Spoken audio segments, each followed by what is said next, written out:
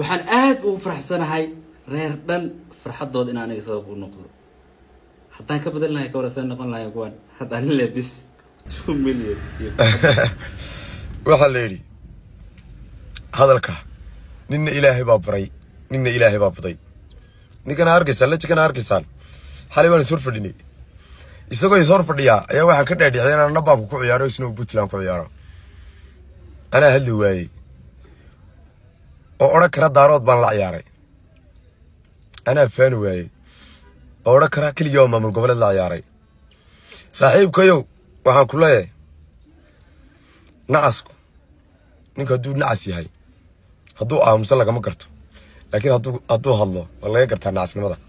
waxaa tirade dhammaa farxadooda noqda oo 2 milyan igaga badiyey balaagiibka laba gacmood baa gacan baad maqnayde kulley waxaa la yidhi af noonna waa hadlaa eyna waaciyaa markaas ka sooci